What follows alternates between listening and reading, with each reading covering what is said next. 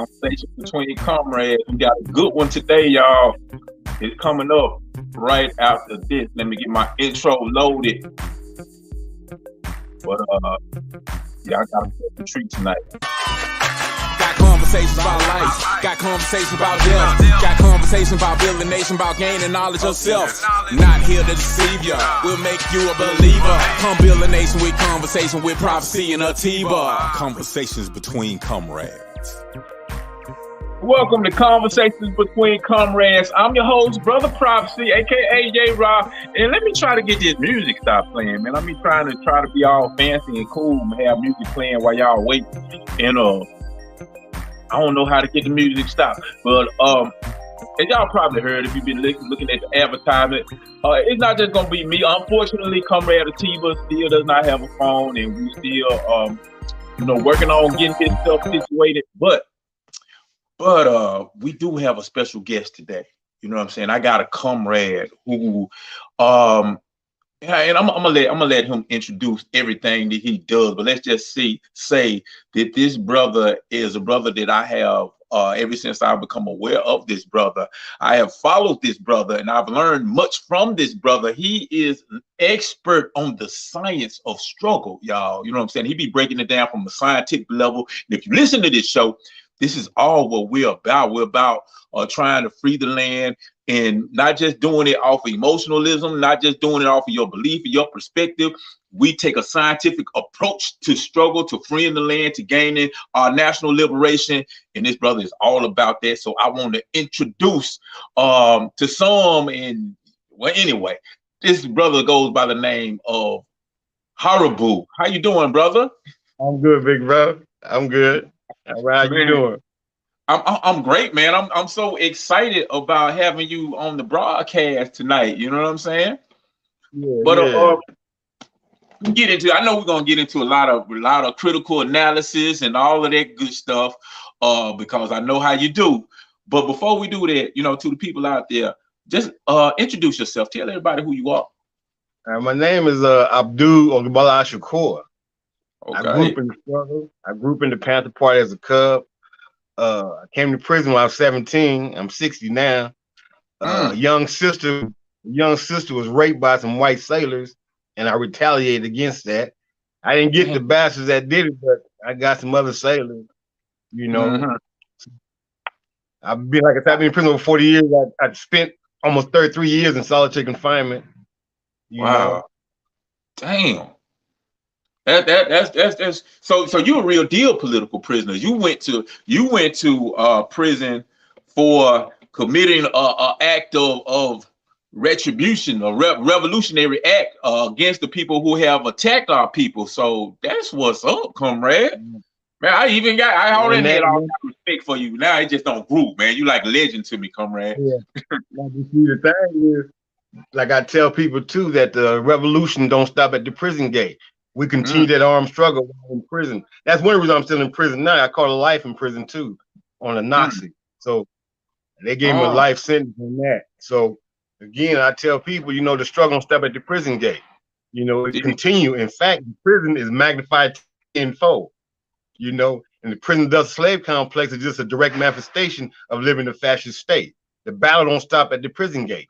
And it's not gonna never stop. We continue to fight and do what is required to liberate our people and liberate the land, Definitely. I'm glad you said that, because last Thursday, matter of fact, for those in the audience who was expecting a show last Thursday, we actually didn't broadcast last Thursday because me and a couple of other comrades went to Northwest Correctional Complex, one of the worst prisons in Tennessee. And we were honored to speak with the comrades who locked up in that facility, and we did a Kwanzaa program for them, and we had an outstanding time, comrade. I mean, it's like I told the brothers in the camp.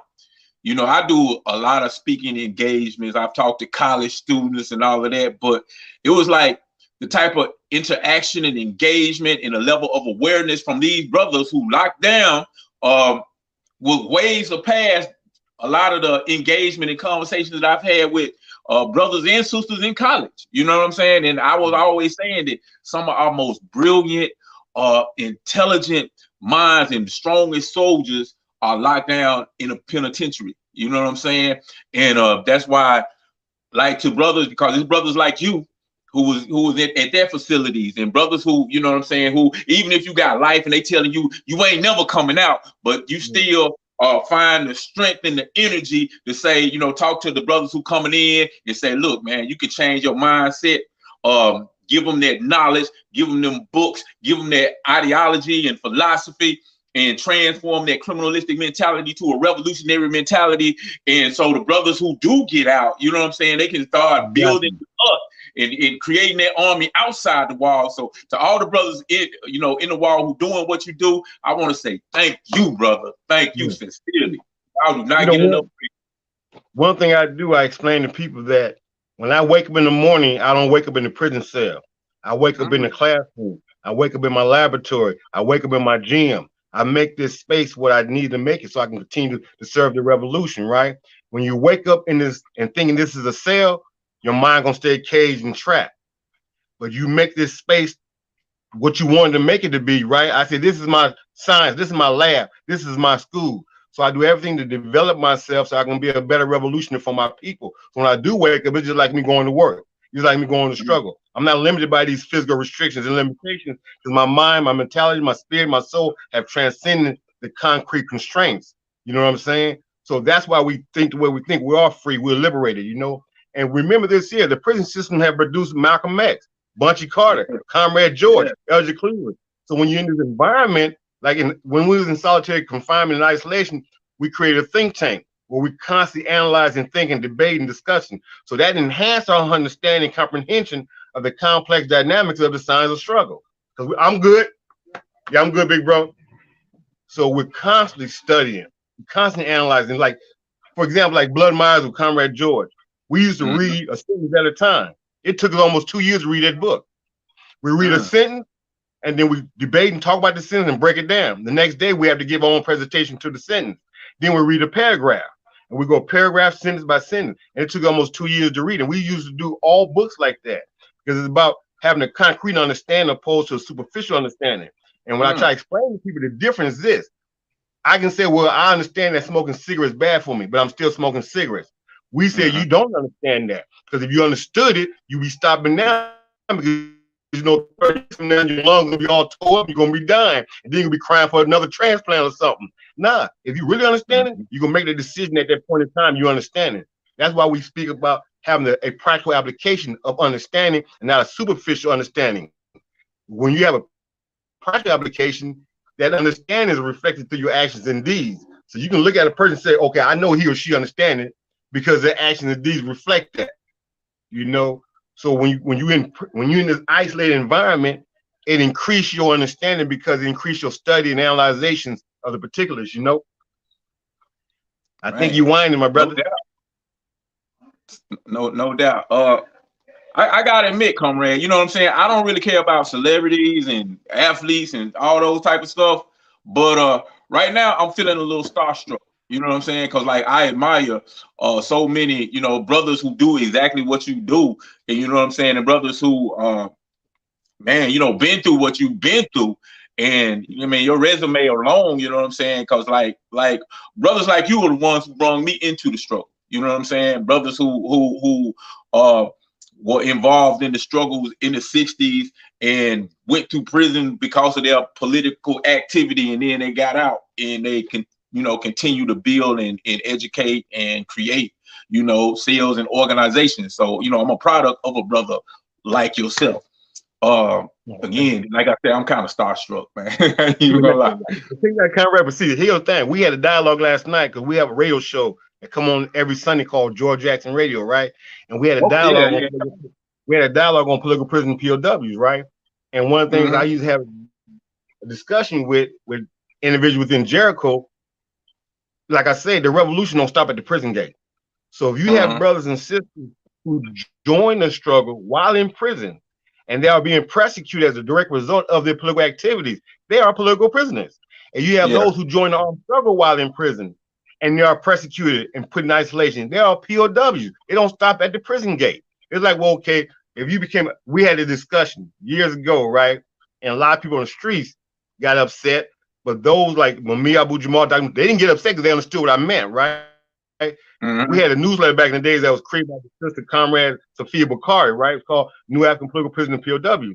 And you had to be like, you have a committee of BLA, Panthers members, and they will select if you approve to be a part of the newsletter, the mailing list. And they wouldn't include Rochelle McGee. So I asked the sister, why Rochelle McGee? They said, well, he didn't come to prison for political beliefs. I said, Comrade George didn't either. Van Gogh didn't either. So why is there a difference in that? Because Rochelle fought side by side with George. He was the legal mind in the revolutionary struggle at that time. He created guerrilla law. He was representing all the political prisoners and POW revolutionary in prison at that time in the 60s and 70s. And he was being persecuted as a direct result.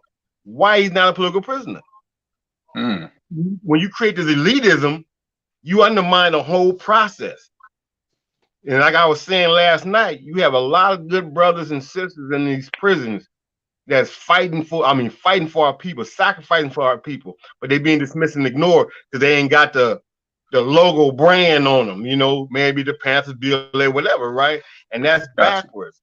If you go to any other country, if like Ireland, you go to prison as a thug criminal and you're transformed to a revolutionary and you sacrifice your life and to serve that revolution, you become a political prisoner. Why here is the only way, and we let other people define that for us, right? So we have that discussion, right? And I think is why it's important for people to pay attention to what's happening here, like in Alabama, right? You got brothers in Alabama sacrificing their life, fighting on the front line, but they don't have. I talked to one of the brothers the other day, you know, and he explained to me it's 200 people in the dormitory with 5 pigs.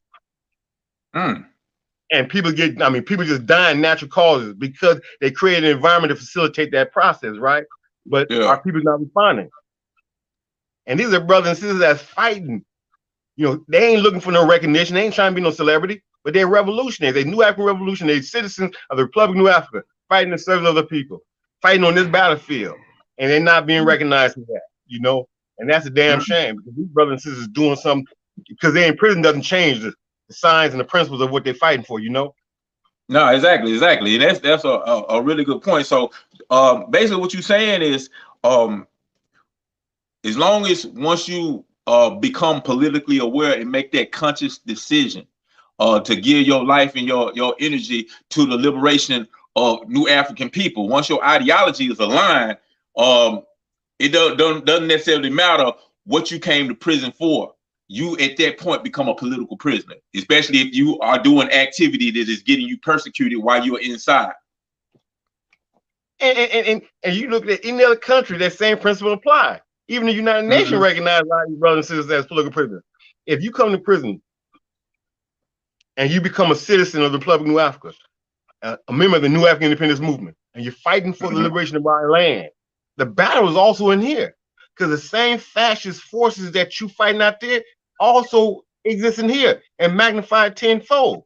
The prison industrial slave complex is a direct manifestation of global fascism. Yes. They don't stop at the prison gate.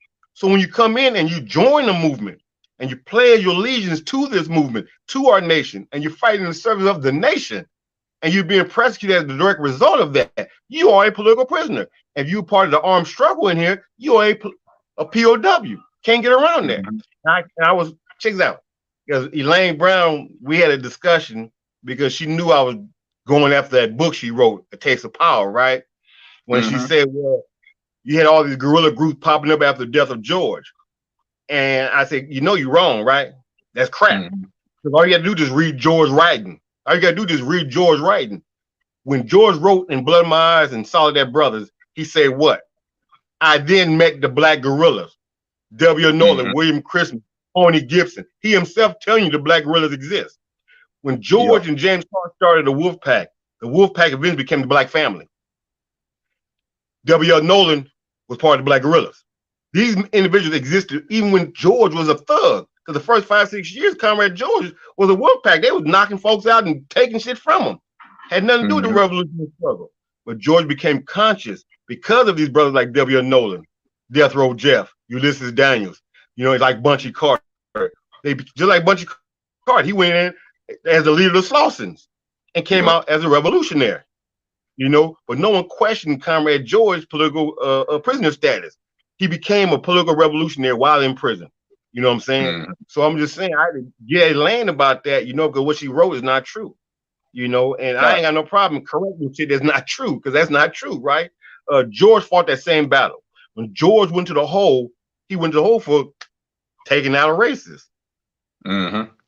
He was engaged in that same battle, you know? So the thing is, man, this is where it comes with historical materialism. Historical materialism is a scientific tool. And the reason why understanding the science is important, because it helps us make clear and correct decisions. When you have a brother or sister saying, well, I'm a Marxist, I'm a Lenin, I'm a Maoism. And I say, okay, Maoism didn't work for Mao. Marxism didn't work for Marxism. Why in the hell would you import a foreign ideology and impose it on condition that was totally different? If you understand the science, when you say concrete analysis of concrete condition, that means from those conditions came this ideology. China's not our situation here. Russia's not our situation here. So why would you import those ideology from this Eurocentric perspective and impose on our situation here? It didn't work for Russia. China's one of the most capitalist, imperialist country in the world. Exactly. So why would I take a failed ideology, and bring it over here as if we don't have that? We have founding fathers like Davy Walker, Martin Delany, Demar Vesey, Nat Turner, understand me, Tunis Camel, that was fighting for New African independence in this country. Those are founding fathers. That's our historical reality. Understand me? We use their blueprint because their blueprint is rooted in our ideological struggle right here in the country. And if you look at back in the late 1800s, early 1900s, we had a lot of ancestors who built their own little town. Successful. Built their own towns, had their own communities, owned everything in the community. It wasn't based on Marxists. It wasn't based on Lenin and Maoism. It was based on our ancestors. It was based on the Davy Walkers and the Martin Delaney's and Demar Vesey, who was fighting for land back in the 1700s. It's based on that ideological development. And that's why I say the science is important in that aspect, because if you utilize the science of dialectical materialism, historical materialism, if you utilize that science, it'll give you a more concrete understanding of what we have to do. When you remove it, a lot of people, like I said, when you get a brother and sister that embrace Mao, they ain't doing it from a concrete standpoint. Because even when you study Mao, Mao himself said you can't import ideology.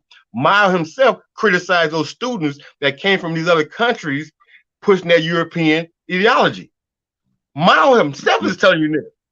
So why would you turn around and take Maoism and bring it over here when it don't apply, when we have our own founding fathers who create our ideological development, fighting for land? It's right here in this country. We don't need to go to another country as if we're not capable of developing our own ideology. And it's right there. So that's what I mean by having that science. Yeah, make sure I'm clear with what you're saying is, so it's like you're saying it, like in order for us to progress with our own struggle, we have to examine our own situation, our own reality, the concrete things, the existence that we deal with on a day-to-day basis. And we have to develop that ideology around those things that affect us, opposing to just cut and paste on what somebody else did. I mean, it's one thing to see what someone done and see what's successful up there and see if it is applicable to your situation. But you don't necessarily just go and take something else from somewhere else and just put it on your situation, thinking it's going to work out, because your concrete reality is not necessarily the same as theirs. Your situation is not the same as theirs. You know what I'm saying? Now, the conditions we dealing with, this fascist imperialist state we dealing with, is more advanced than anywhere in the world. Mao didn't see this. Lenin didn't see this. Marxists didn't see this. Even Comrade George didn't see this. Their actions is based on the analysis of the condition that exists at that time. At that time. George, just like when Comrade George said you can buy a 10-cent bullet and knock down one of them helicopters. Not no more. No. You ain't dropping a helicopter no more with a 10-cent bullet. But at that time, those were the concrete reality.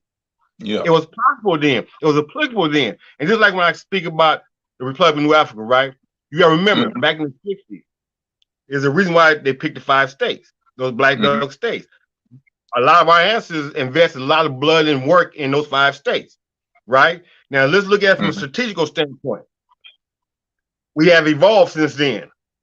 Well, we're saying we need more than them 5 states. And this is the reason why we're saying this. The 5 states, you'll be isolated. You're surrounded in front and then behind you where the water is at. You can't defend that. It wouldn't even last. 2, you cannot exist within the same belly of the beast. He's not going to allow you to exist. He's not going to give you the military equipment to defend yourself and smash his ass. That's a fact, not an illusion. We have to smash his ass first and establish our republic. You know what I'm saying? And it got to go beyond, because of, if you look at it, it's evolved. Remember, during the 60s and 50s, when his ideas began to evolve and began to reach their manifestation, like the late 60s, it's based on the condition that exists at that time.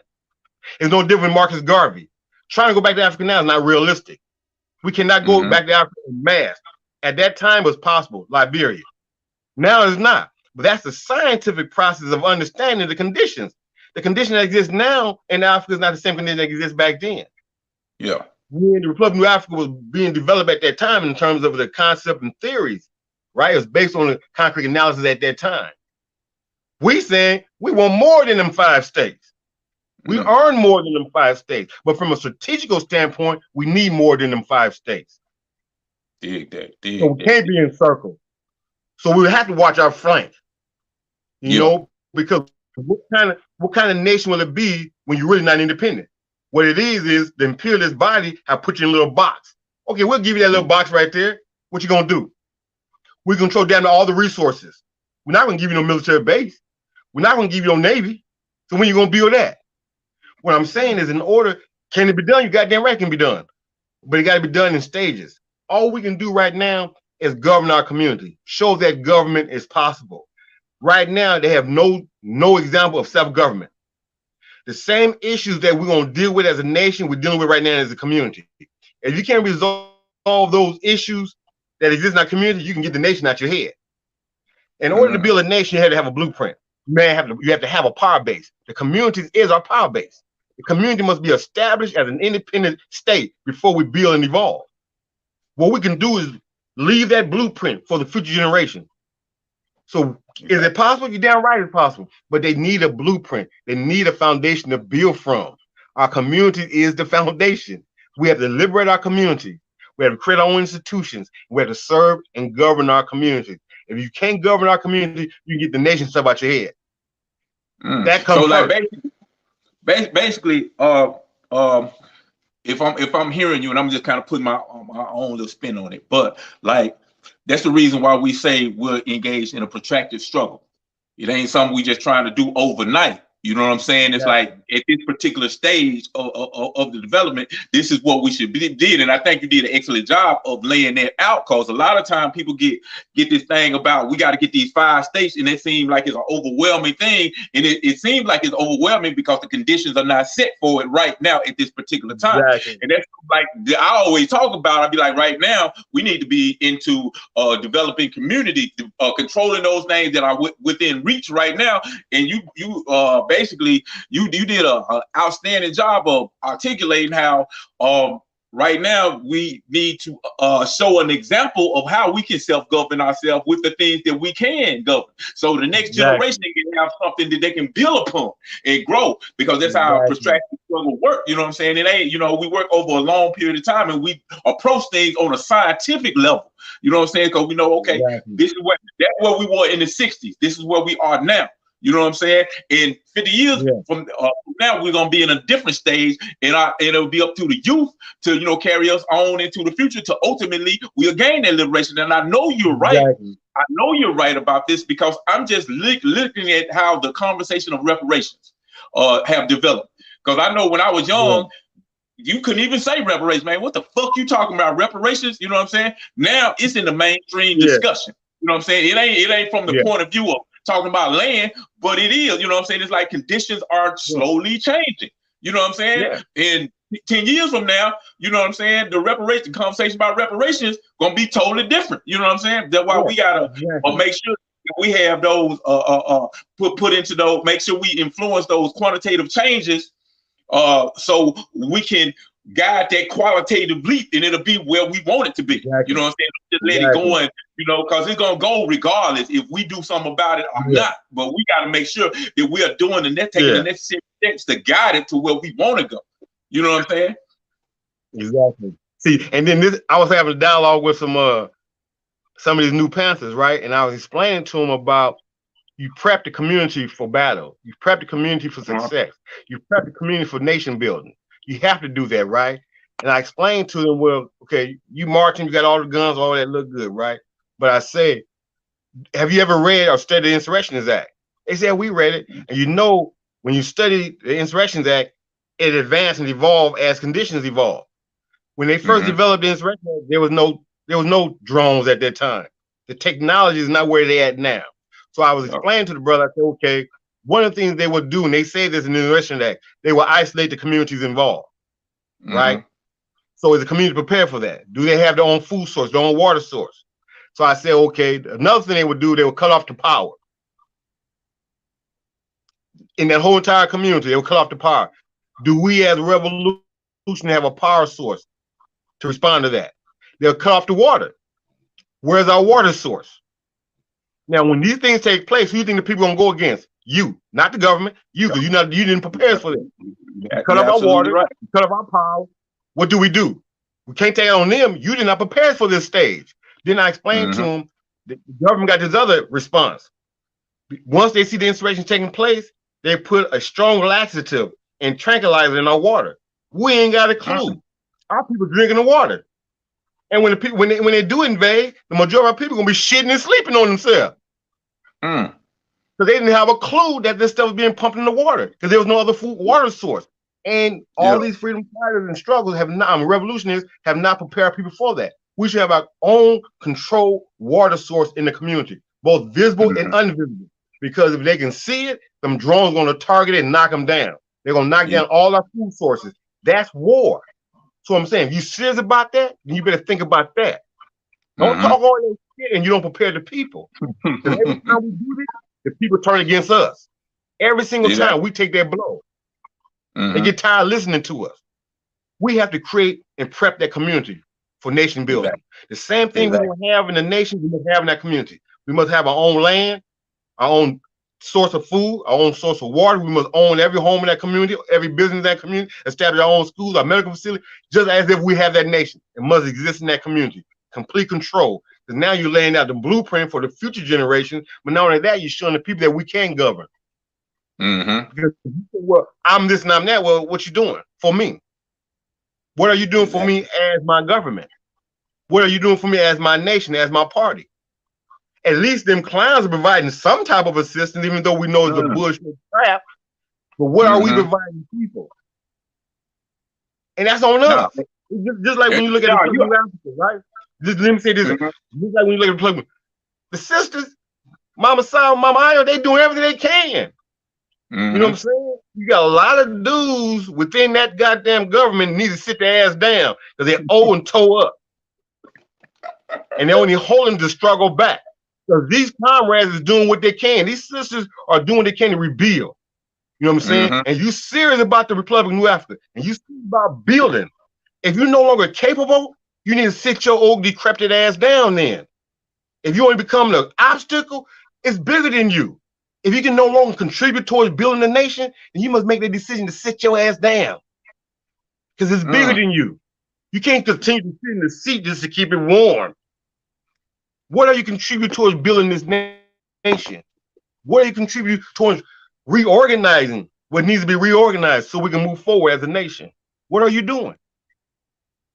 You know, and I'm saying, just like right now, you have people throughout this country that have never heard of the Republic of New Africa, have never heard of the New African Independence Movement. That's on us. That's on us. Our inability to reach the people and educate the people about what we're trying to build. That's on us. And if we're serious about this, we're getting our ass mopped up right now. You know, and again, there's a science in the struggle. You know, check this out. One thing I explain to people, right? Like all my books, I've written all my books probably 20, 30 different times. because I constantly applied the science. I wrote the book back in '84, and then in '92 I said, "Damn, I was wrong. It didn't. That was wrong." But my analysis was based on the condition that exists in '84, so I had to come back and say, "Damn, man, I got to correct this because it was wrong back then." That's all I had, all I knew at that time. So as my science evolved, my analysis understanding has evolved. Then I realized that, damn, I wasn't right at all when I wrote that. So I rewrite it. I always constantly rewrite my stuff because you know stuff now that you didn't know yesterday. And we know this for a fact. What was true 10 years ago can be untrue today. So you have to make that scientific adjustment. You know, that's why when I write this post, when I say chess players always think before they move, checker players move without thinking. And we as a people oftentimes take a checkerboard to a chess game. And then we wonder why you're in such perspective and whooping our ass. We'll take a checkerboard to a chess game, and they're 20 years ahead of us, and we think about what's gonna happen tomorrow. Yeah, Comrade. I mean, one thing I always say is, we too busy playing checkers in a chess game, and whenever you play checkers in a chess game, you end up being a pawn in somebody else's chess game. You know what I'm saying? Because like literally.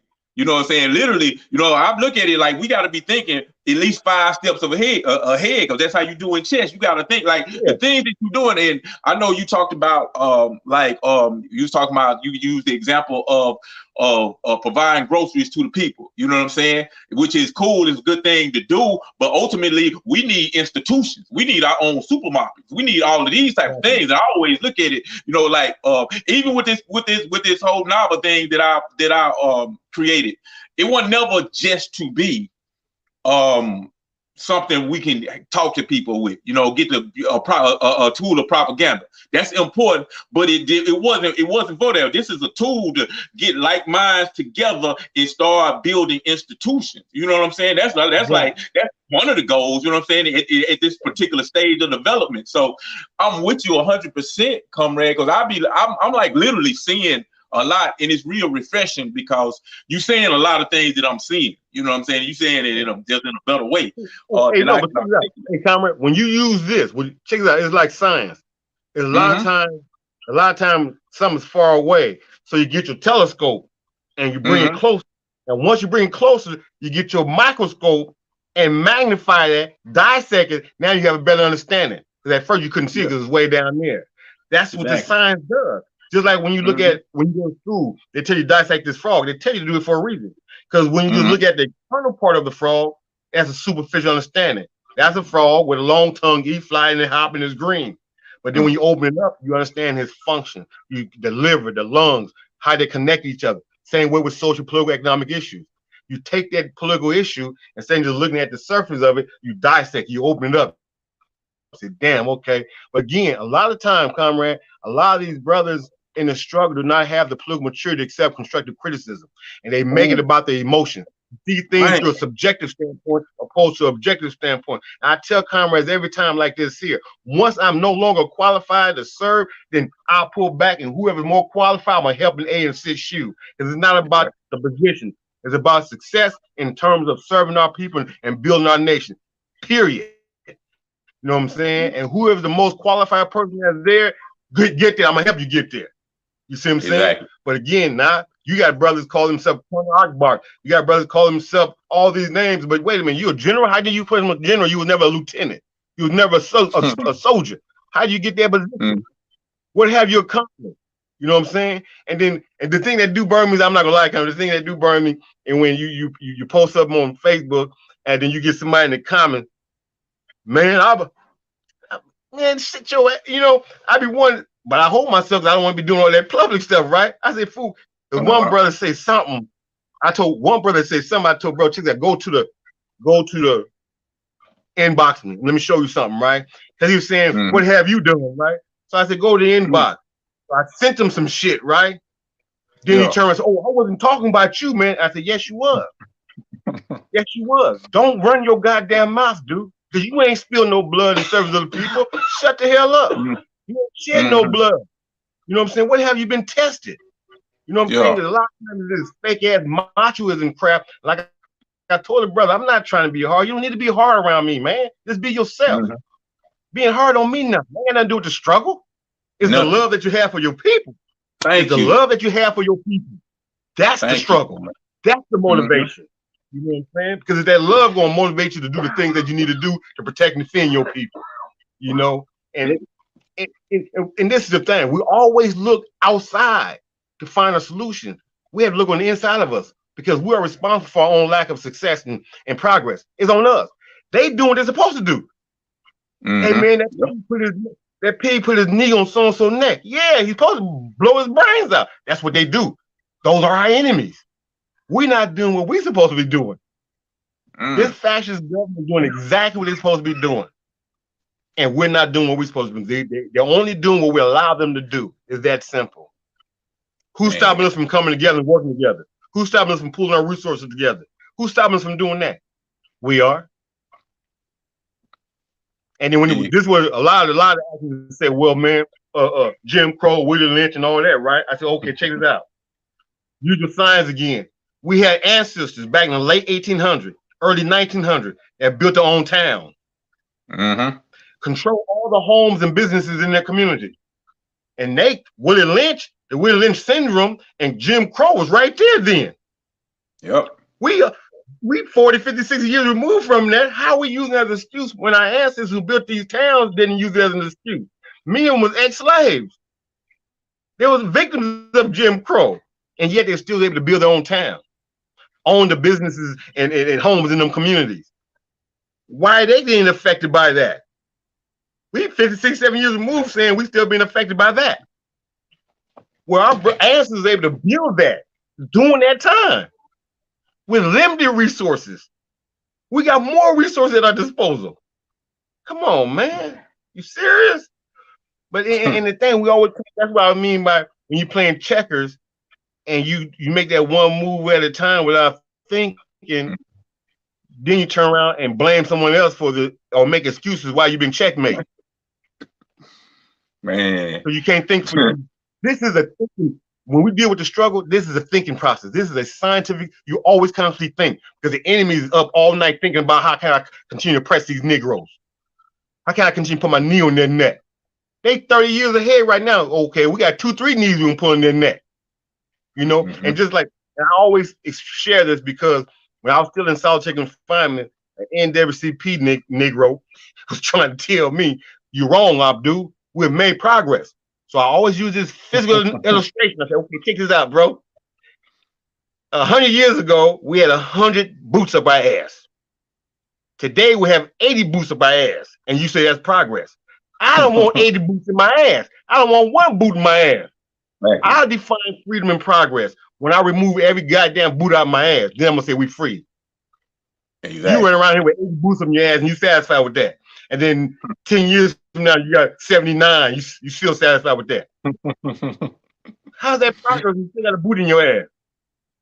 You know, but then, you know, he get upset, you know, and he stopped communicating with me. So I said, well, he must got a boot in his mouth now.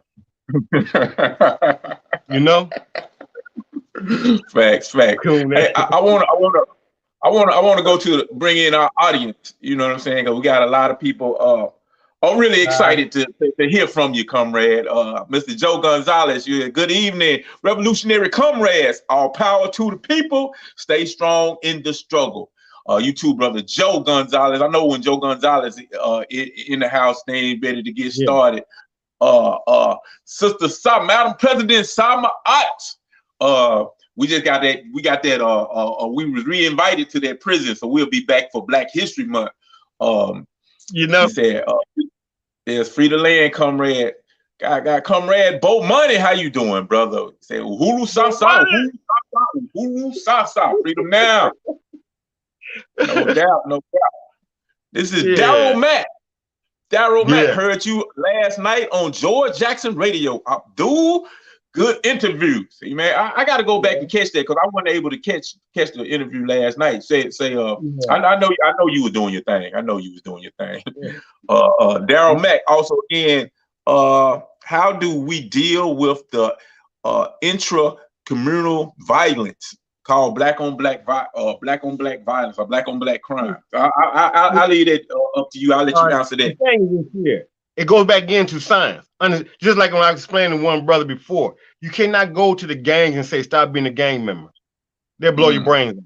You have to first understand again, what you call a gang is their family. Yeah. That's their family. So you tell them to stop being part of their family. You can't tell them that. Our position is, how can we transform this street organization to a revolutionary formation in the service of the people? How can we show them that there's other ways to make money other than selling drugs? We have to create those institutions. And I gave him an illustration one time when the brother said, well, okay, comrade, say you're dealing with a hardcore gang member and he ain't listening.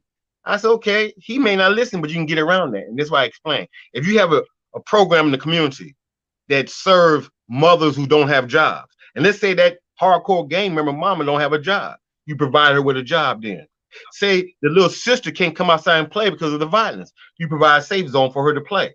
Now, when that hardcore gang member see this, his values are going to change. He's going to realize, wait a minute, them brothers help my mama get a job so she can take care of herself and my little sister. My little sister have a safe spot to play in now. They're going to begin to value those institutions that we develop. Then they're going to begin to transform. So sometimes you don't go at them directly. You go to the side door, to the back door. You know what I'm saying? And you can reach them that way. So, and I'm saying you have to create institutions. And how you approach it. A lot of times we have these pigs plans, you know, mass incarceration, snitched 911, all this old crap, right? And one thing I was telling one of the brothers, I said, just like in South Africa, when them fascist dogs killed millions of our people in South Africa, they had a reconciliation committee where they can reconcile. Why can't we have the same thing? Why always got to be by prison? Why can't we have our own reconciliation committee where these gang members come in and, you know, do what they have to do and let's move on forward and build? You see what I'm saying? They did in South Africa. You had some neo-Nazi racist dog shit. You know what I'm saying? Why can't we do with our brothers and sisters? So I'm saying there's a lot that can be done. There's not no one single answer, one single solution, right? Because what may be applicable in Los Angeles may not be applicable in New York because the conditions are different, right? But we have to have institutions. All that working with the pigs, working with the government, then they're going to end it. All that telling a young brother that is involved in one of these street organizations to get out, that ain't going to stop. You know, is how can we transform that street organization to an organization that's going to serve and protect and defend our community? How can we transform that criminal mindset to a revolutionary mindset? You know, that's where the focus is at. All this other plan they got, that came from the government. You know, marching down the street with Bill Horn, we're taking back our community. How you going to take back something that wasn't in yours? That don't make no damn sense. How you going to take back something? What you going to do? You know, and again, but we're using their plans. That didn't come from us. That came from them. It's not go back again to science. It's not indigenous to the condition that exists in our community. We brought it from the outside, and that's why it don't work. We must create a plan that's concrete in our community, having a concrete understanding of the conditions in our community.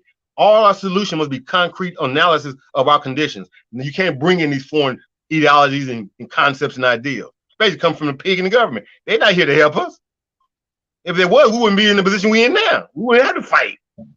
Exactly. You know, so they create conditions, perpetuate that internal shit. You know, and we do. You know, those not my enemies. Those my young brothers and sisters. Yeah, you're right. You're right. Because one thing, we tend to demonize the gang, but the gang already had a structure right there set up. You know what I'm saying? Like you said, we don't need to get rid of it. We just need to transform it. And I know one thing that we would do is we would look at who's the leadership. And we would target the leadership, and we'll bring them in, and we have our own little thing, which I can't talk about. But you know what I'm saying? You know, it be serious, and they know it's serious, but they know it's from love too. You know what I'm saying? And we trying to get them. You know what I'm saying? And because like we basically transform the leadership mind and allow the leadership to transform the rest of them. You know what I'm saying? That's one of the tactics. But I'm with you, especially on the institution, because you get. Any kind of revolution, you got to have the people on your side. If you don't have the people on your side, your revolution ain't going nowhere. And you can't have the people on your side if they are dependent on the damn colonizer for all of the damn needs in which they have to have to survive. You know what I'm saying? So it's like basically, you know, we up there talking this good black shit, this new African independent, blah, blah, blah, blah. But when they get in trouble, they got to turn to the motherfuckers you talking about. Then basically, what the fuck they need us for? You know what I'm saying? Like they the one that's Exactly. feeding us. They the one that's providing the medical attention for us. They the one that's doing all these things. So the reality is, damn, you know what I'm saying? We sound Yeah. good, but sounding Yeah. good don't mean shit when the shit hit the fan. You know? Yeah. And what you just and that's the thing that a lot of people don't get, right? You had to show them what self-government look like now. Exactly. Not well, okay, if we have our nation, would no, show me now. Because you can't show me now that what you talking about ain't gonna never happen. Show me what self-government look like right now. If my mother have a heart attack, who gonna come and get her? You or them? If I gotta take my sister or daughter to the hospital, who hospital I'm going to? If we need food, what food you gonna bring me? You see what I'm saying? So what I'm saying, we and what I'm saying, it can be done. We can control the resources in our community. We can buy it. It's just a matter of coming together and doing the right thing. It's on us, nobody else. There's no one stopping us from going to Michael Jordan coon ass and telling Michael Jordan, it's time for you to give back. No one's stopping us from going to Oprah Winfrey coon ass and saying, Oprah, you got a car. You got a car. Hey, kick in. You know what I'm saying? So I'm just saying, these are the things we have to do. There's ways we can do it. Check this out. And I spoke about this on the radio show the other night. You got brothers in Alabama going through it. So I gave one of the individuals, activists on the streets, an idea. And I talked to the brother on the inside about this idea. In Alabama, the state of Alabama, we already know the number one love is the Crimson Tide. We know this. Yep, you saw right. Roll Tide. Roll Tide. So this is why I explained to him. Get big giant pictures of those who died inside the Alabama prison and take 20, 30 activists to the stadium, a home game, and stand there with them signs. You don't have to say nothing. The media is going to jump on it. This is what Alabama, this is what the Crimson Tide is about. You know, that propaganda would have went nationwide. It would have forced people to get involved and would have forced politicians to start scrambling up. Oh, we can't let this be exposed. Simple. Could have been done. They didn't do it. Yeah, I mean, it seemed like just the ability to do critical thinking is something that is missing. You know what I'm saying? And it kind of goes over my head because I can't figure it out because I'm like it seemed like things that are like so simple, like what you said, it's so simple. And it's basically you see the problem. You know what I'm saying? And you looking at the contradictions, you analyzing it, and you see the areas where you can be effective in it, and you just fill those slots. It seemed really simple to me. You know what I'm saying? But a lot of times, like, you know, I know why I love talking to brothers like you, because like during the rest of the week, I'm talking to people who I'm like, okay, you see a square shaped hole in the wall. You see a square right here. Maybe the square goes in the hole in the square shape. We looking at the circle and trying to put the circle into the damn square. And I'm like, no, it'll keep on. I'm like, come on, y'all, damn, it ain't that complicated. Yeah, you know? Yeah. And that goes with the, you know, even with those within the nation, right? I mean, man, come on. This is 2023. We've been around since 1968. Are you serious? We don't have our own money resource. We can buy these institutions and build.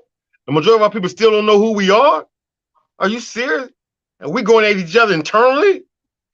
Man, and one thing, yeah, but see, here's the thing. One thing we lack is this: having an enforceable squad inside the nation. So when them lames stick their head up with that bullshit. And we don't have that because now motherfuckers do all they want to do. They disrespect the president, the vice president. They disrespect everything they want trying to build, and there's no consequences. And you ain't got enough men to stand up and say, "Wait a minute, we ain't gonna have this sexist crap here."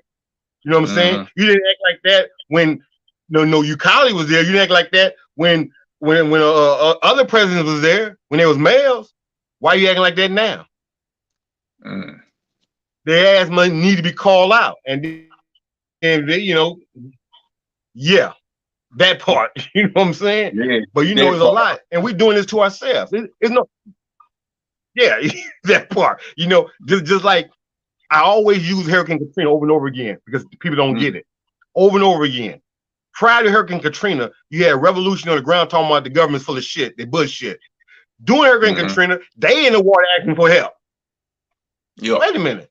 You knew the government was bullshit before. Now, if you knew the government was bullshit, why you didn't prepare the people? You the revolutionary. You the first line responder. You is the first line responder. Why you didn't show me how to survive during a hurricane or a natural disaster? Why you didn't show me how to accumulate the necessary material I need so I can survive and me and my family can get the hell out of there? I depend on you as a revolutionary, not that government. You already told me the government's full of shit. So the government's full of shit, what that make you now? Let me ask you a question, comrades. Because I know, like, you circulate this document material that talks a lot about survival, the things that we need. What was the name of that emergency? I can't. It's the New African Community Emergency Response Network manual. Yeah. Yes, sir. Yes, sir. Speak on that. Let everybody be aware of that if you're not already aware of it. And then again, I was in isolation then, right? Like I don't use my environment as no excuse, right? I was in solitary confinement at the time, 2005. And I'm looking at TV and I'm seeing this. I say, damn, you serious? So instead of crying and complaining about this government, which they did exactly what they supposed to have done, ignored our ass. What I did, I immediately went to work. I already had some understanding information about survival anyway. So I did my research. I had my supporters to send me books in. So I got a couple books. I read and studied the books. And once I got the information out, I put together a manual real quick. I did that 30 days after Hurricane Katrina. And then I had to post it up, print up, and start sending them out, right? But again, being in solitary confinement, they confiscated everything I was writing, talking about gang related, right?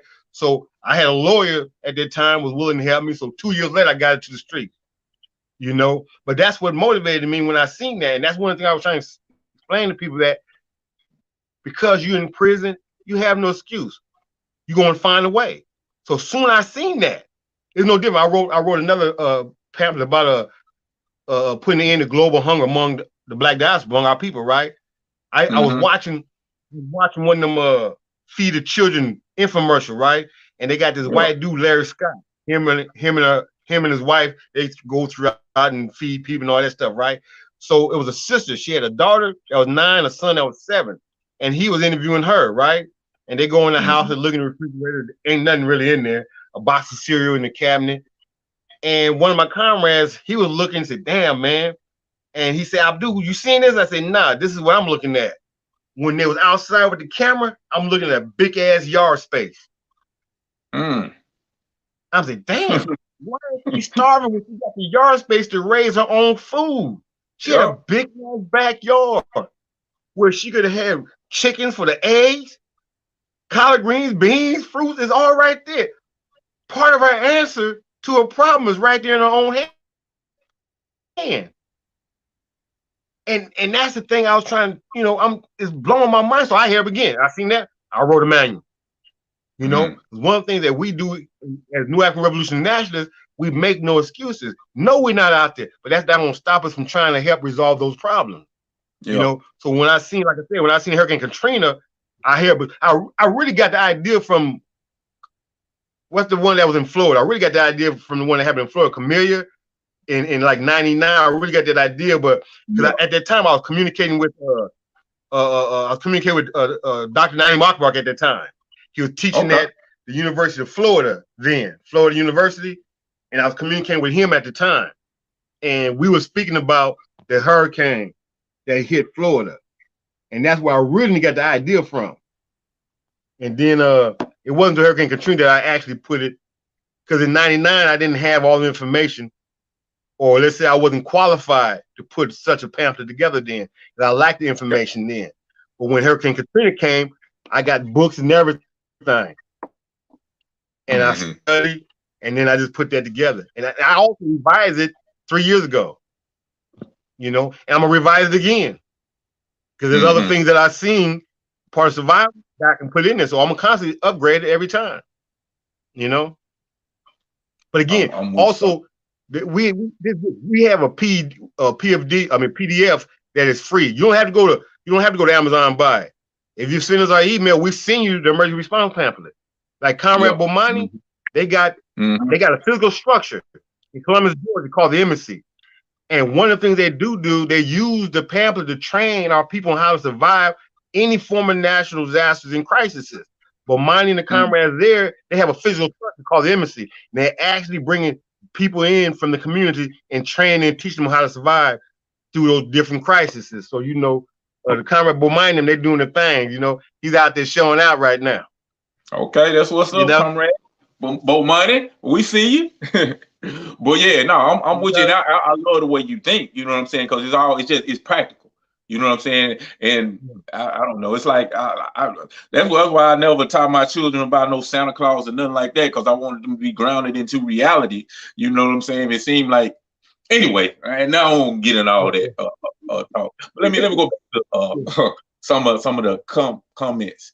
Sama Madam President. That's right. Talk about it, Baba. You know. Yeah. Uhuru Sasa. Teach. Yeah. Yes, Uhuru. Jorge Che Nuevez. How you doing, Jorge? Che, how you doing? Power to the people. A few days left, and I'm going to Puerto Rico. We got to give positive energy to Che, because know from personally he dealing with family issues, with health problems with family members. So you know, we give you positive energy, you know, on your journeys. Greetings, family, from Jorge again, from Che. Hulu Sasa, because the love and loyalty was different. I don't know. A lot of times we be behind on these comments and they be responding to things that we say. Yeah. You know. Yeah, let's see. Sama Art, integration in many external distractions. Not sure what we were talking about during the time, but I can imagine. Yeah. Yeah. Let me see. Che again. To struggle for our freedom makes us more human. Damn right. I mean, that's natural. I mean, people, the colonizer, the ones that have been exploiting us, understand that shit. That's why they develop laws in anticipation for the rebellion that they know coming. Because anyway you see oppression, you're gonna find the resistance to the oppression. Yeah. The bigger the oppression, the bigger the resistance. So they preparing for that shit. You gotta prepare for it. Yeah, and they whooping the dog shit out of us, man. They whooping the dog shit out of us, and we don't know that. I mean, it sounds good when you march them down the streets, run your mouth and all that little shit, but then you really look around the community. And I tell brothers and sisters, don't listen to me. Be honest with yourself and walk outside your front door and you tell me what you see. You really tell me what you see. If you're a true revolutionary, there's no way that cannot hit you in the heart of what we see in our community. Man. There's no way.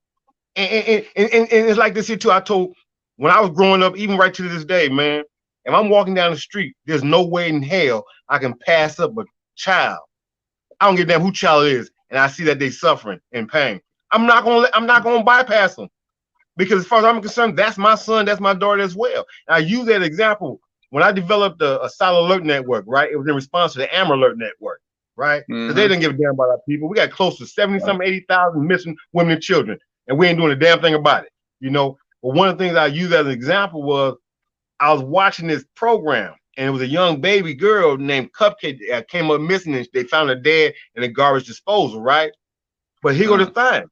We seen what that bastard did, but we don't see what we've done.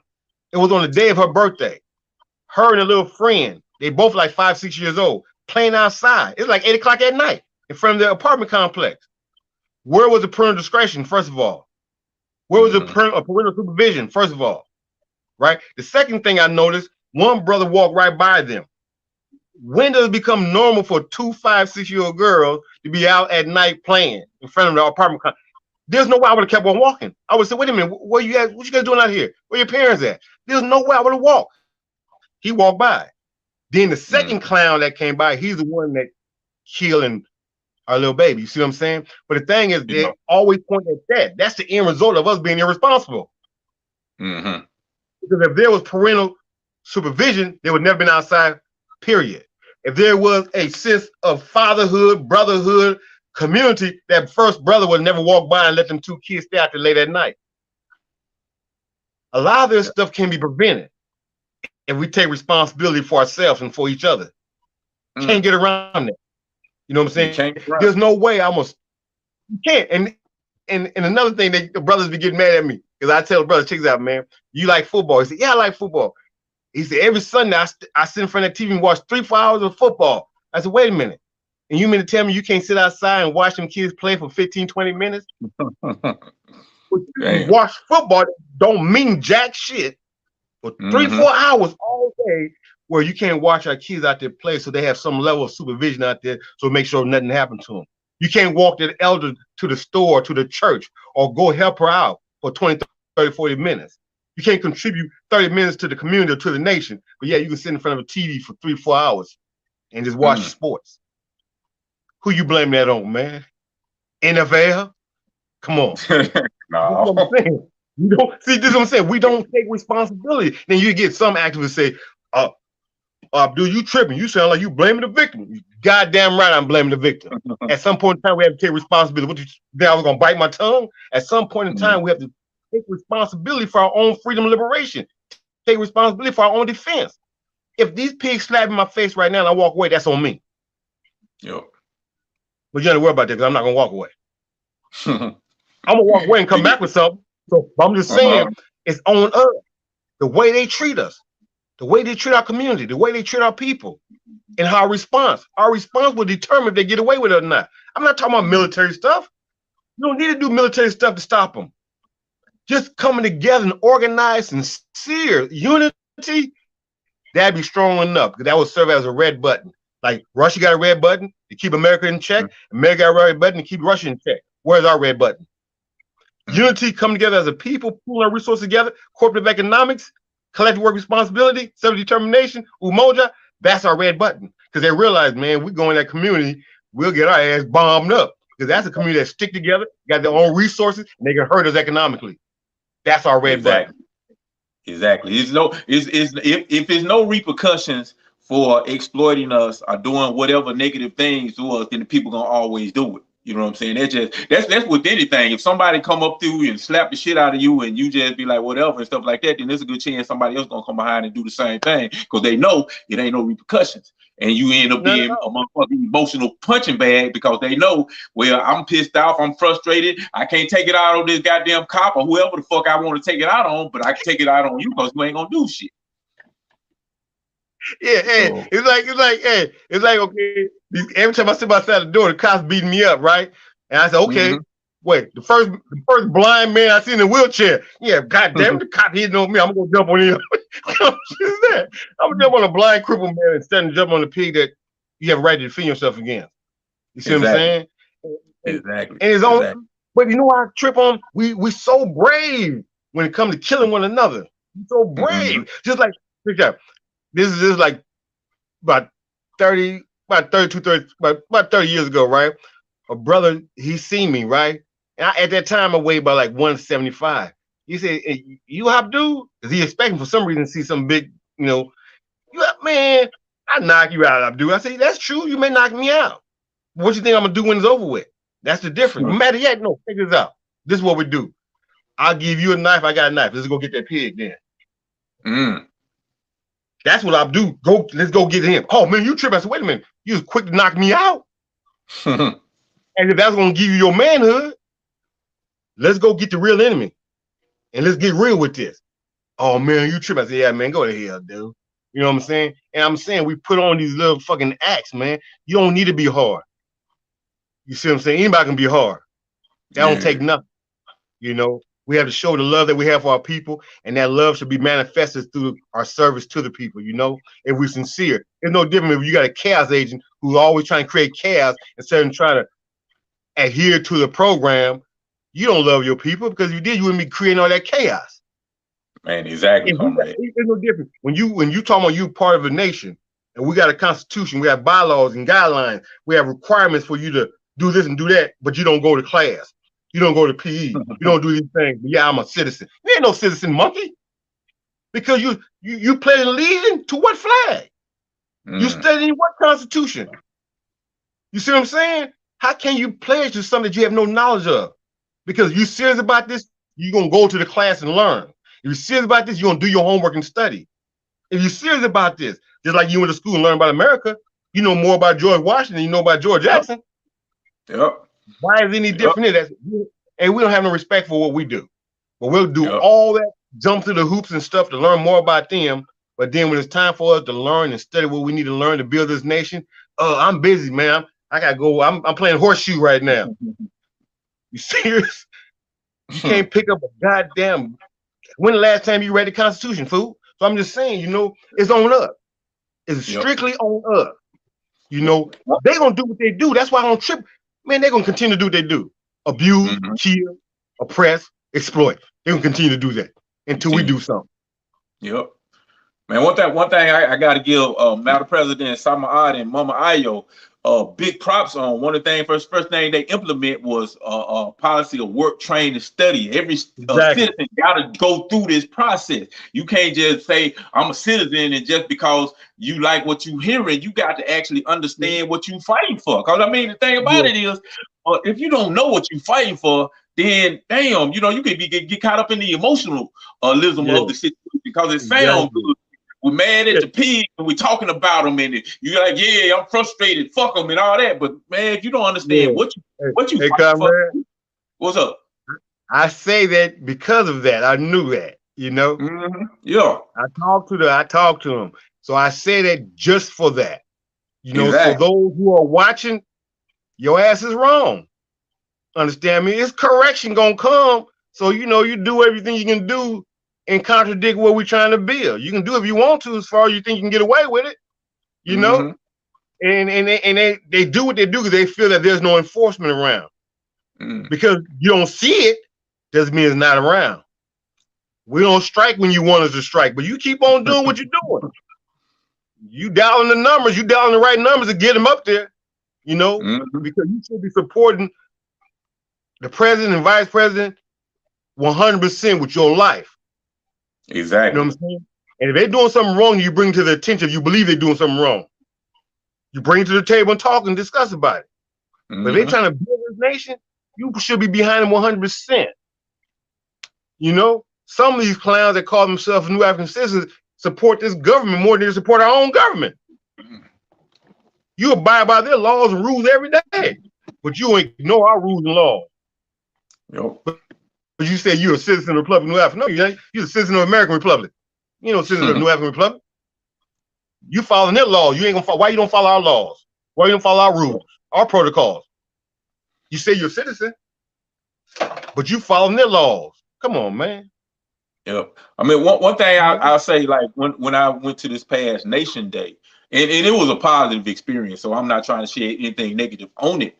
But you know, I talked to a lot of people, and it's just the ideology was kind of all over the place. You know what I'm saying? Because I remember specifically, like with Mama Ayo and with Sama and other comrades, we all was in class for years together.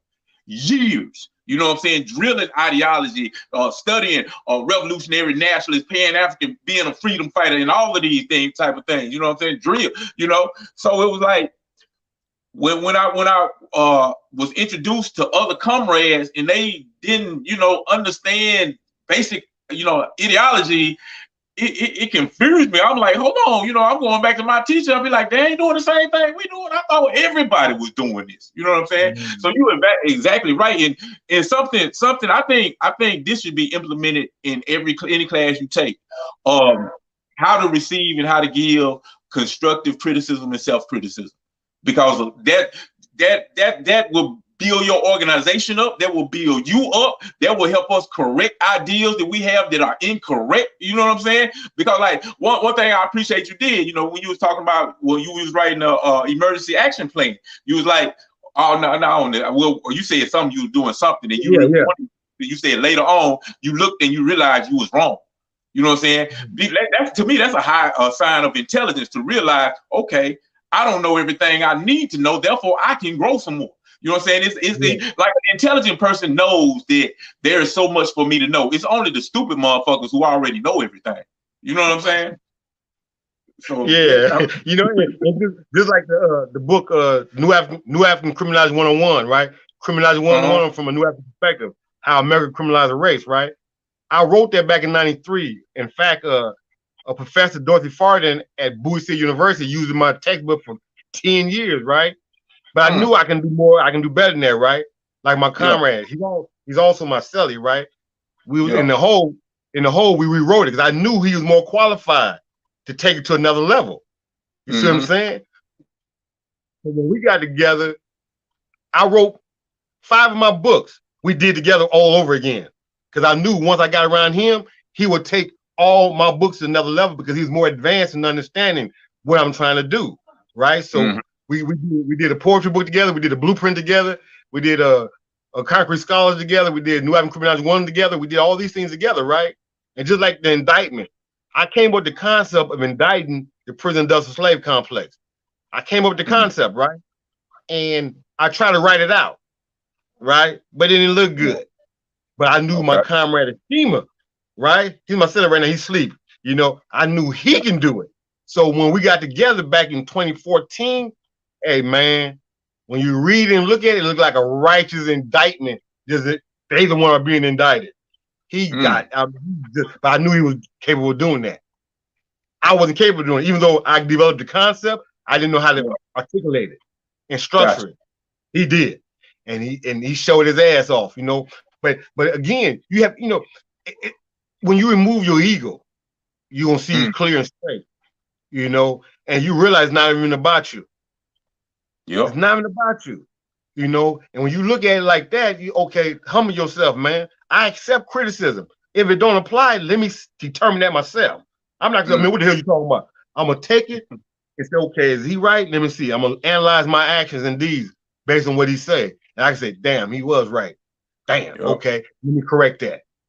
You don't have enough people in the struggle that's politically mature. They don't have political maturity to accept constructive criticism. They take it personal because they got their personality out there, they got their ego out there, and they take the attack like, oh man, you're attacking me. I'm not attacking you, man. I didn't say nothing about you. I'm saying we can increase all these programs, we can enhance these programs and make them better in the service of our people. That's all I'm saying. You ain't got all the answers there. 20 eyes is better than 2, man. So you got 20 eyes focused on something, and you got your 2 eyes, come on, you ain't gonna see everything. You know, you need 20 eyes, 30 eyes. They can say, hey man, I was looking at this here, and I think you add this here, but that clown said, man, shut up. I know it's right. And that's the type of clowns we got in the community. And that's why we're in the position we're in now. They refuse to be humble and understand it's not about you, it's not about no titles, it's about serving and liberating our people. That simple. Definitely. We're gonna go to some more of these comments. I see Strong Light. I think this is my first time seeing you, Strong Light, on the broadcast. Welcome to the broadcast, Strong Light. Free the land, comrade brothers. I see you. Just jumped on to send my revolutionary love and respect. I am, I will. Okay, you're doing the Memphis response. All right, well. Huru Sasa says Ashe and colonized mind.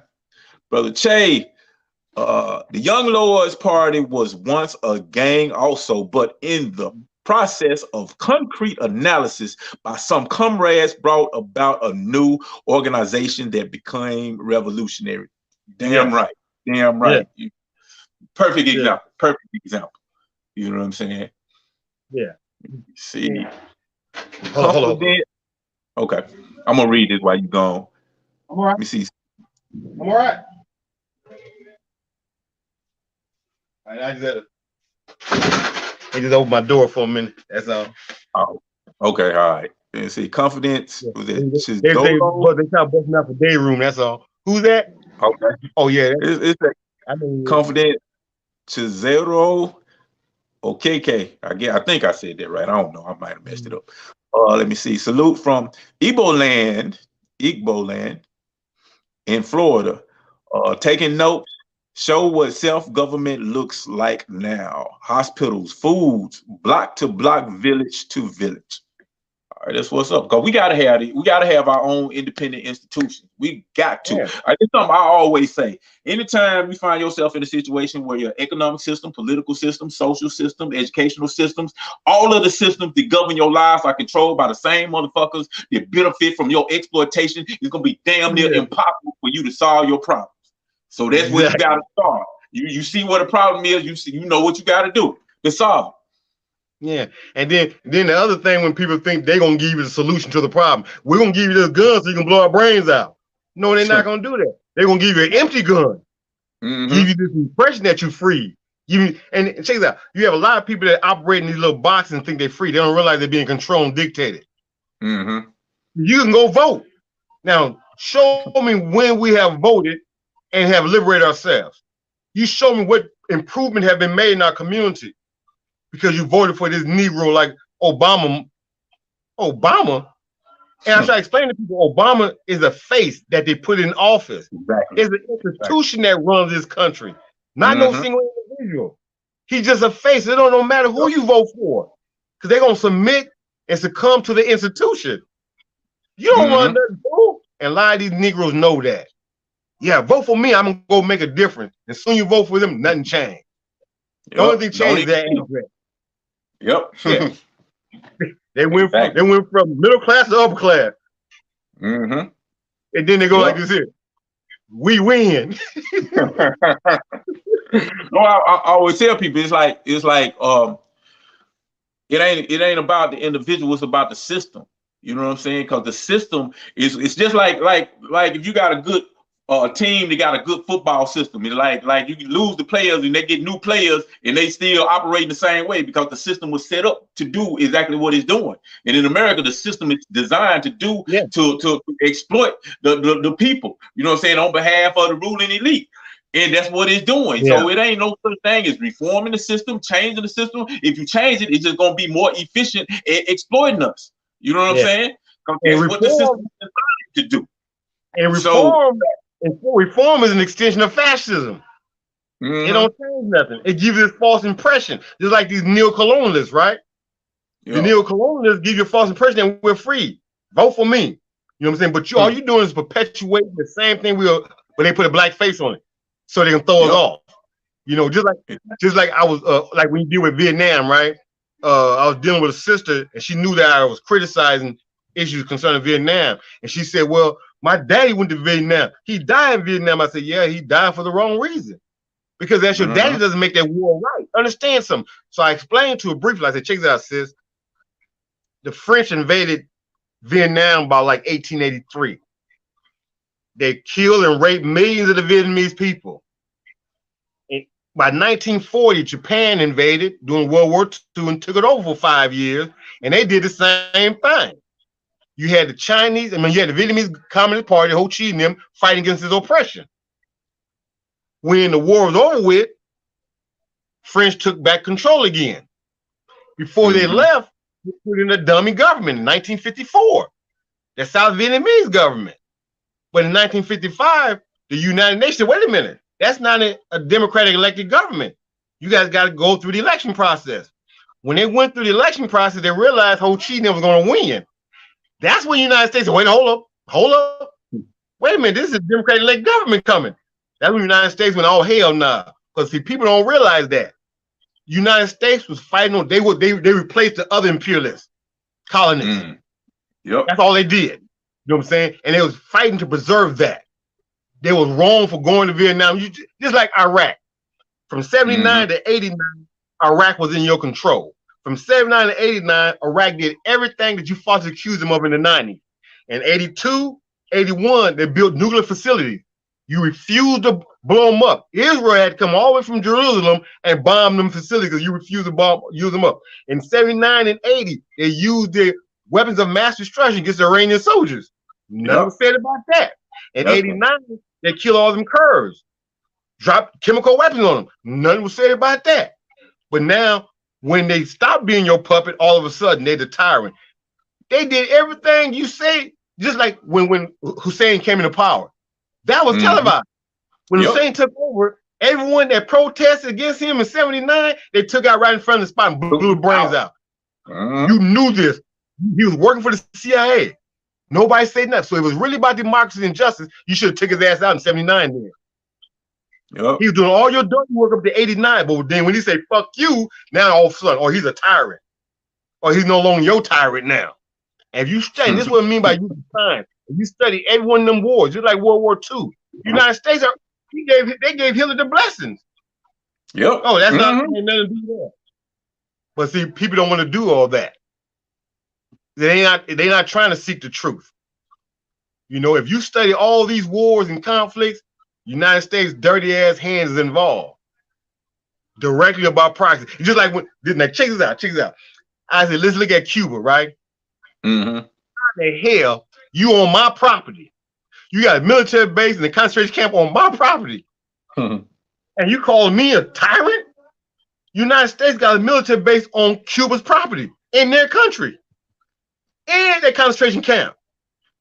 And what you saying? You put this, huh? You got a military base in my country. Are you serious? But most people in this country, especially white folks, don't see that. No, they don't. You know that's another country. That's not United States. Oh. How do you establish a military base in your enemy country? And then soon Cuba do something, oh, it's a terrorist act. But yet you got your military base in their country, and that's your so-called enemy. Man. Yes, man. Hey, Comrade. How often do you be going live? I sneak in, sneak out almost, you know. I'm there. You know, and sometimes, you know what tricks I come with? Sometimes it's just something that comes to my mind. I got you. I can be reading something, or I can be looking at something. I say, damn, I gotta go do it live, you know. So it's not a lot of times it's not even planned, comrade. I see something, or I hear somebody say something. I say, let me go and speak on this again, right? Because someone can say, well, I know one brother, he's from one of these Panther groups talking about we don't need science. For real? Damn, okay. Yeah. But again, he's one of them brothers that he placed himself in that position. And he was just so happened to be the most qualified one in that position. But he had yet to go through any type of ideological training or political training. Because if he did, he realized you can't take science out of nothing. When you talk about putting theories into practice, that's a scientific process. Can't get around it. Because the theory gonna be replaced with experimentation. You put this theory out there to experience, see what happened, analyze the results, come back to the table, enhance it, assess the strengths and weaknesses, put it back out there again. That is the experiment. That is the basic understanding of science. Yep. So basic scientific. That's it. Yeah. So the brothers say, man, so no, this is what I told him. I said, check that, brother. First of all, I'm not gonna debate with no numbnut. And he said, numbnut? What you call me numbnut for? What's a numbnut? I said, when a person got a size, his brains is the size of a nut and is numb by his stupidity. I ain't gonna get with that, bro. I got no time with that, man. Why would I do that? I'm not gonna debate with a person that George Jackson with a slap. Ain't gonna happen.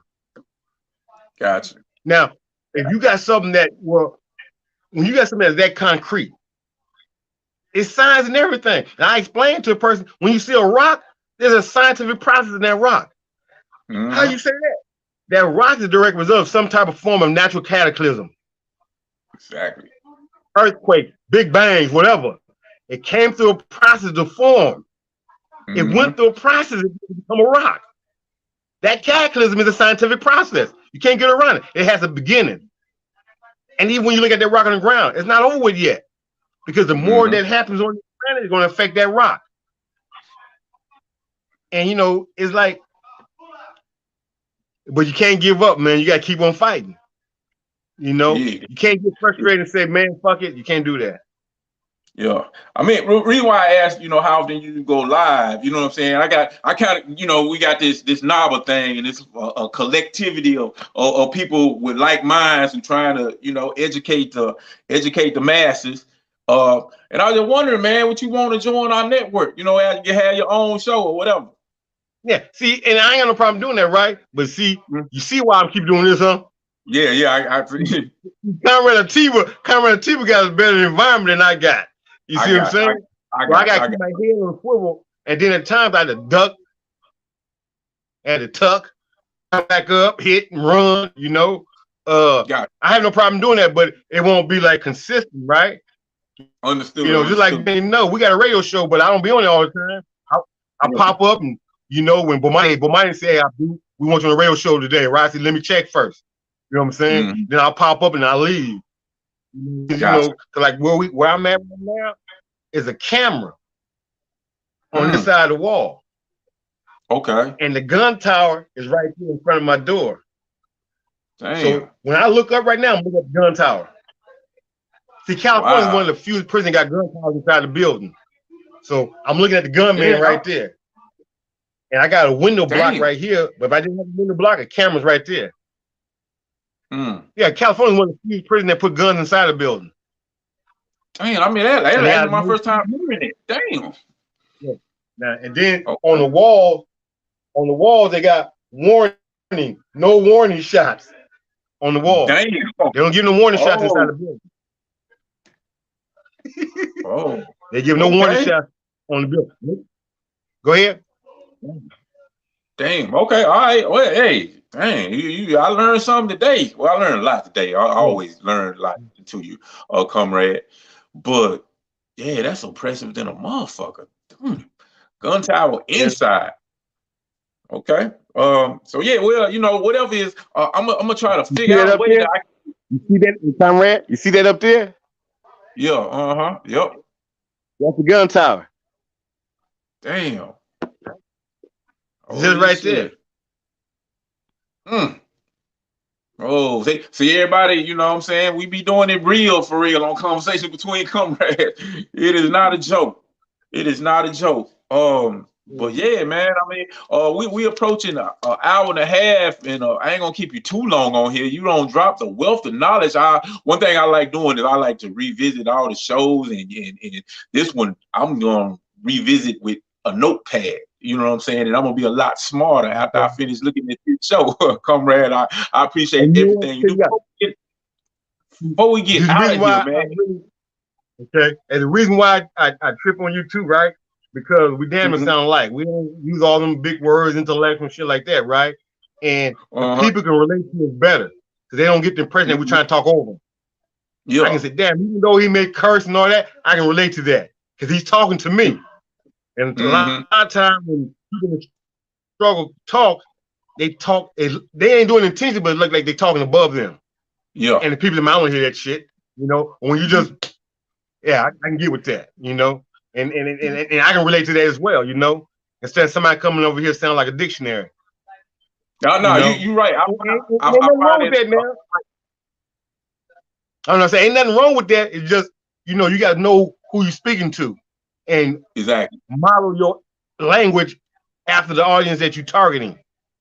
Yeah. Because sometimes you try to speak to a certain level, you speak in Japanese, and they don't understand nothing you're saying.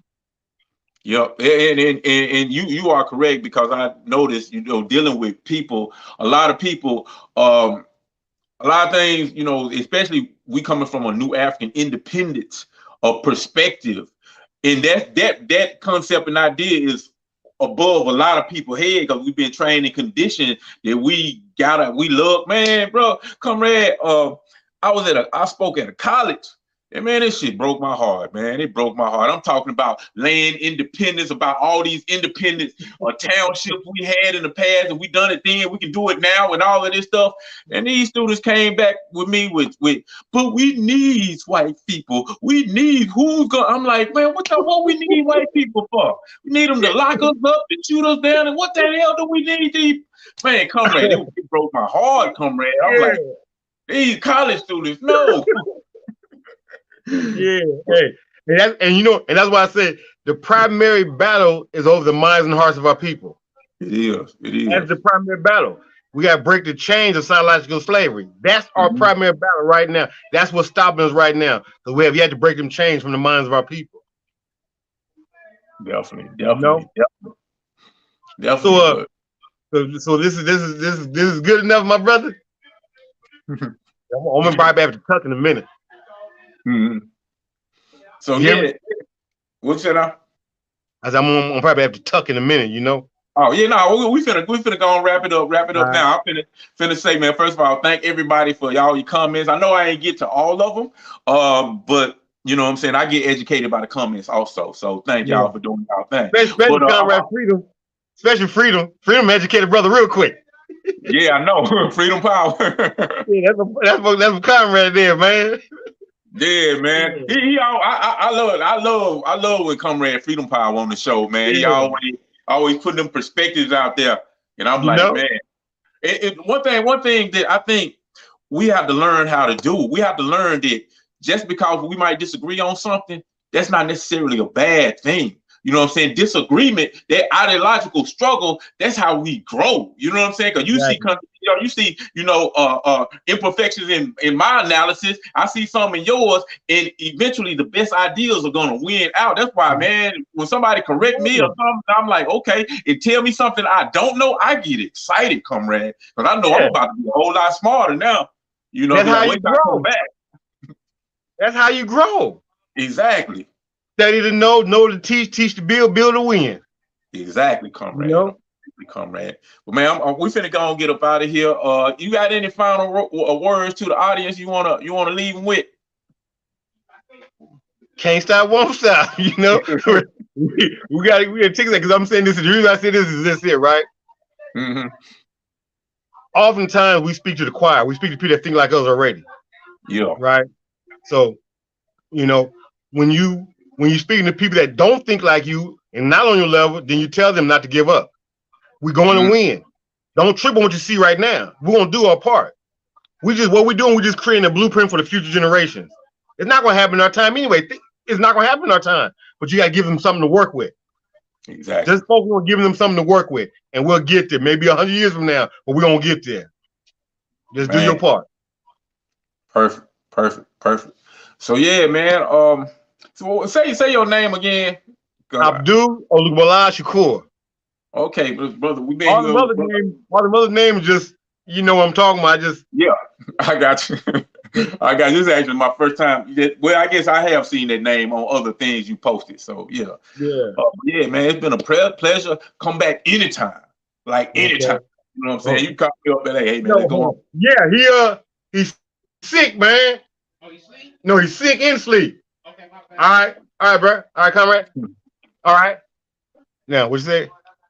No, I was just saying, come back anytime, man. And I'm gonna try to. I've been saying I'm gonna do this for the longest. I've been having some technical difficulty because my main computer down and I just got my phone to operate. But I've been trying to get some of your lives and put them in a collection and just broadcast them out. You know what I'm saying? So we can have it for our audience too, because you be having so many profound analysis on what you do, and I appreciate that, man. So, man, continue to do what you do, continue to uplift, continue to educate, and man, continue to analyze things, because I think one of the most important things you do is you recognize a problem and then you come up with a solution for it, because the reason why you identify a problem is to come up with a solution. We got a lot of our people who love to talk about the problem. We can articulate the problem beautifully, but them solutions.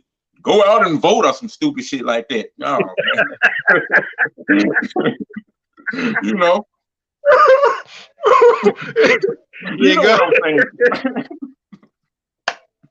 You think you're out of motion? Yeah, you right. I mean, I don't hear. I'll be like, damn, you bro, yeah, you actually own it. You own it. The only way you can change it is go out of it. I'm like, oh man, come on, bro. You know. Yeah. Right.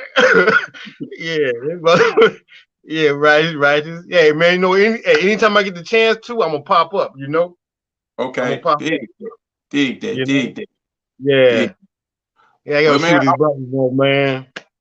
All right, brother. Well, man, you keep it, you hang, you be strong, comrade. Free land to you. Blood in, blood out. Yes, sir. It's been a pleasure. Okay. Love, Gorilla love. All right, yes, now, sir. comrade. Yes, sir. We out. And when you bring it in, you brought it in for the purpose of weakening the revolutionary tide of the people. It must not be a capitalist system, because we don't want to exploit anybody. We don't want to be exploited, and we don't want to exploit anybody. Ain't nobody going to do it for us. It's nobody outside of yourself. Nobody outside of ourselves that's going to do this work for us. We have to put in that real work. Because the better you are at exploiting people, the more successful you are within capitalism. We want to say salute to all our political prisoners, our POWs, our elder comrades in exile. It's the satisfaction we need as a people only comes through liberation and independence. Because we're not just building for self, we're building for the family, because the family is broken. We're building for the community is broken. The nation is broken. The race is under attack. We're in a state of emergency.